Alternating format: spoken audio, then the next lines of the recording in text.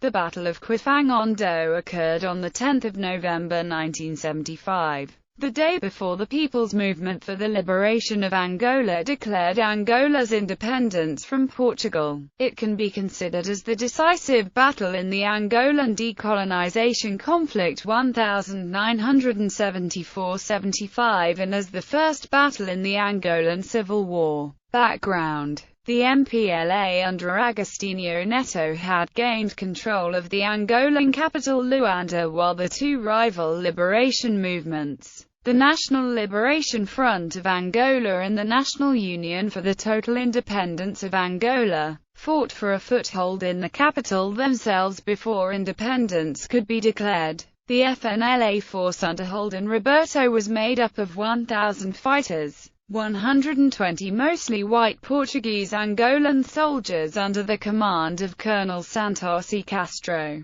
Two Zairian army battalions led by the 7th Battalion's commander Colonel Mamina Lama and about 50 South African troops under the command of Brigadier General Ben Ruse. Attacking from northeastern Angola, the FNLA defeated the MPLA at Porto Quiapiri before marching to Quifangondo on their way to Luanda. South African forces had entered Angola from southwest Africa, occupied all of southern Angola and handed it over to UNITA. By the 10th of November they had come within a few hundred km of the capital. Less than 24 hours before independence, Roberto, ignoring advice that a frontal assault would not work, decided to launch an attack against Luanda. The city's defenses were put up around the strategically located village of Quifangondo, about 10 kilometers to the east of Luanda. Battle. At Roberto's request, the South African Defense Force provided 3 World War II-era 140mm howitzers to support the attack, located on high ground at Morro do Cal, as well as an opening airstrike by Canberra bombers.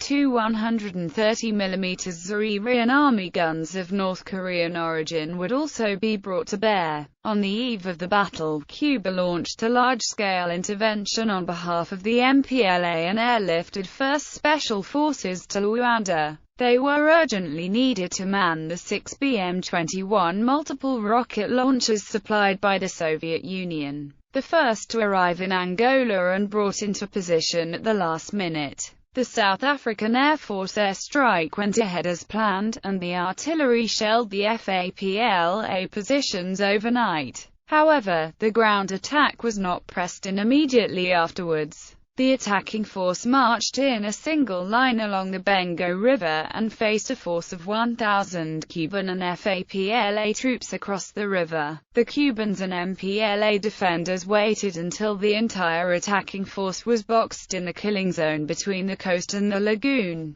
before bombarding them with mortars and 122mm rockets, destroying most of the FNLA's armored cars and 6 jeeps carrying recoilless rifles in the first hour of fighting. Witnesses estimated the Cuban-led force shot 2,000 rockets at the FNLA. Cubans then drove forward, launching RPG-7 rocket grenades, shooting with anti-aircraft guns, killing hundreds. The SADF gunners were powerless to help, as their outdated guns were significantly outranged by the Cuban rockets. Furthermore, when one of the Zairian army's North Korean 130mm guns, which could shoot the distance, was fired for the first time, the breech exploded, killing the Zairian lieutenant commanding the 2 guns. His men refused to fire the other gun after that. The Zairian gun crew was so incompetent that they had forgotten to charge the artillery pieces' recoil mechanisms with lubricant, which caused the gun's breech to erupt on the first firing. Additionally, the gun's firing tables were in Korean and could not be read or used by the gun's French-speaking Zairian crew. Roberto spent the night of Angola's independence, the 10th of November, at his base in Ambris,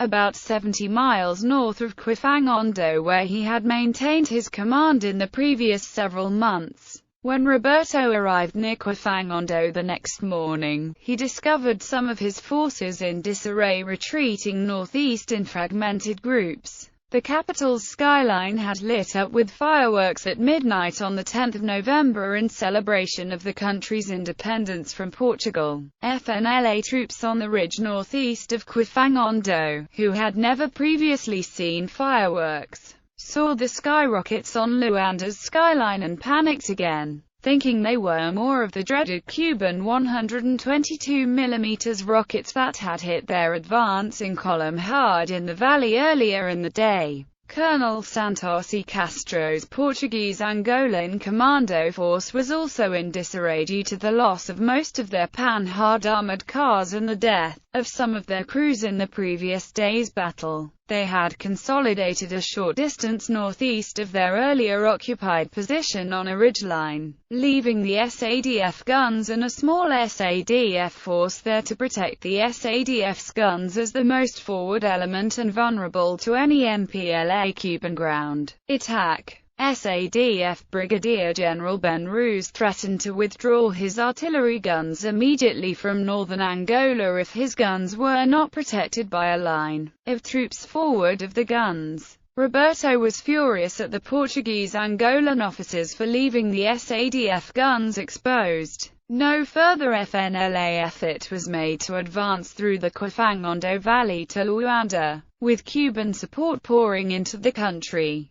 In the following weeks the FNLA was all but annihilated in a number of further battles in northeastern Angola. The Zairians had taken flight and the South African gunners eventually withdrew to Ambrizette, where they were evacuated by SASH President Steyn, a South African Navy frigate, thereby ending Operation Savannah. The Cuba MPLA largely ended the FNLA's importance in the Angolan Civil War. The defeat at Quifangondo became known amongst the FNLA as Enchila wa Lufu.